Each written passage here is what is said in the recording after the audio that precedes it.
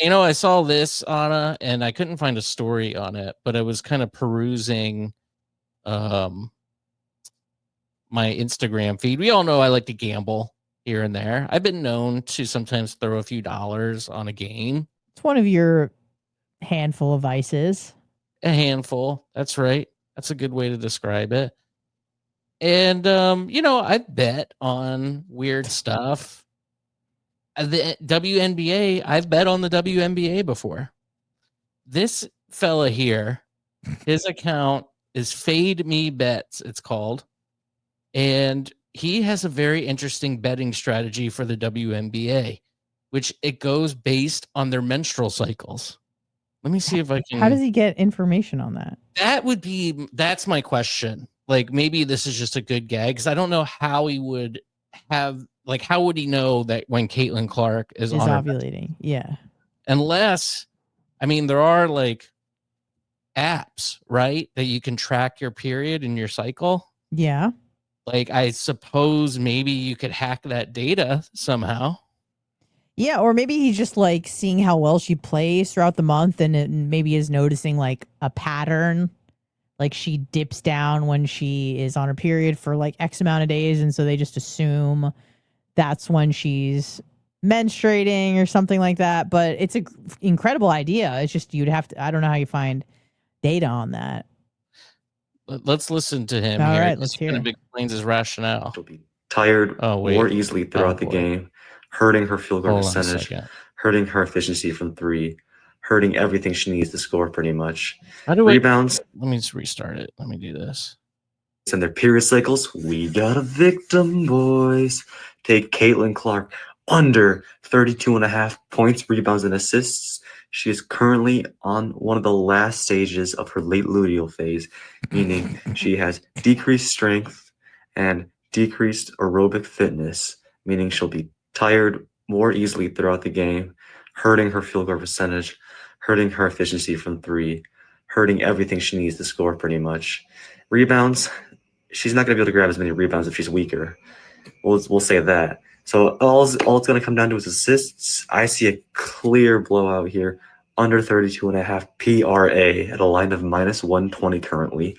Lock it in, boys. Your boy is back. He's on that heater. Just cashed 4 free plays in a row. So that's him. If you want to follow him, Fade Me Bets. That was yesterday that he posted that, and I don't think Caitlin Clark even played in that game yesterday for some reason.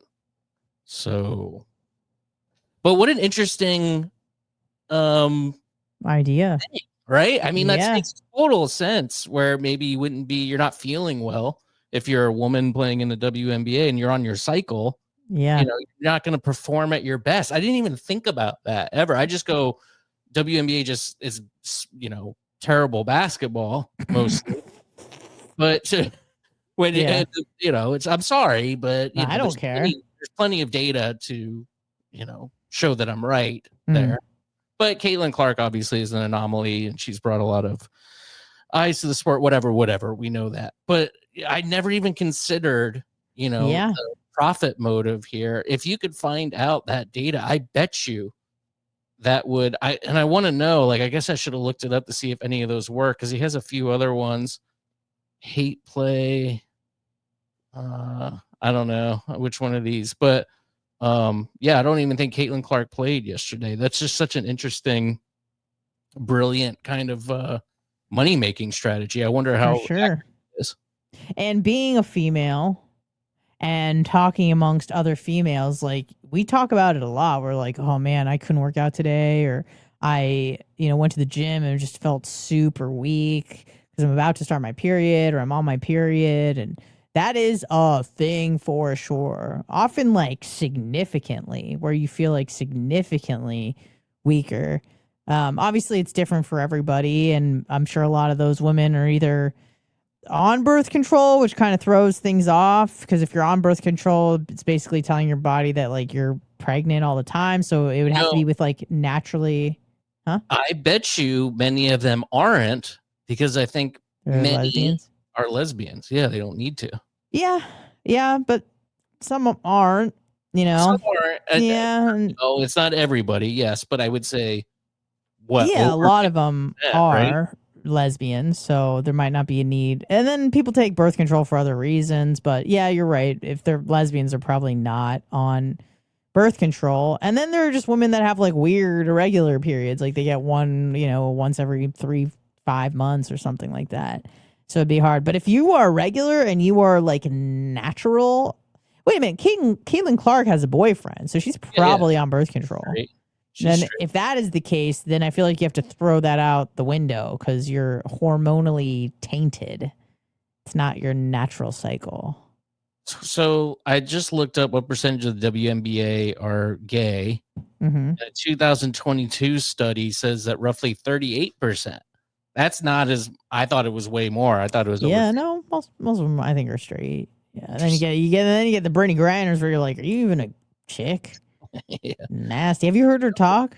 They accused her after the Russian prison thing because she posted a video, Brittany Griner, of her. I think when she got released, like, hey, somebody bring me back. But she had like a topless photo. She was like at her pool and she wasn't wearing a top and she just had like a normal like boy's chest. Whoa, like you saw her nipples? Yeah, there was no breast. No. Let me look. I don't believe that. Prove me wrong. Prove me wrong. Brittany Griner. Topless. Shirtless. Shirt off. There we go. Yeah, here you go. Show me. I'm showing you. Hold on. Let me find a good one here. Sorry, this is taking longer than I want it to. It's okay. Pressure's on. This is a Facebook video. That's not what I want. Could I just do a picture? A picture would be good. That's all I need. Just a still photo to prove your point. I still don't believe you. I feel like you're just trying to AI it right now. No, I'm not. You're chat GPTing a photograph to prove your point. Well, this is TikTok. See right here. Look at this one to the left. What? Why is that? You see it? Yeah. I mean, what is she doing? She's playing basketball at her pool. Oh. I really just want a photo. Whoa, what the? But you can see right here in this video. For example. Did she have a double mastectomy?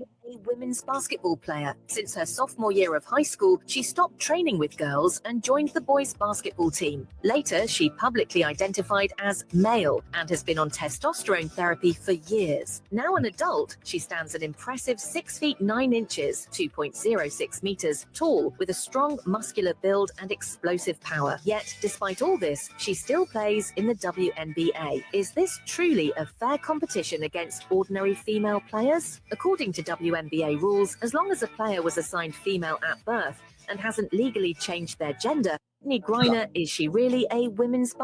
So she. Whoa, you weren't lying. And I don't know if that's true. I know I never lie. I don't know if that's true that she identifies as male, but that is interesting that in order to play in the WNBA, you have to be born a biological female, unlike some of the other sports. I don't think that NBA has that rule. I think women could play in the NBA. Yeah, for sure. I mean, it's not called the MNBA. Right. It's the NBA. It's basketball, yeah. Mm-hmm. Anyway, that's interesting.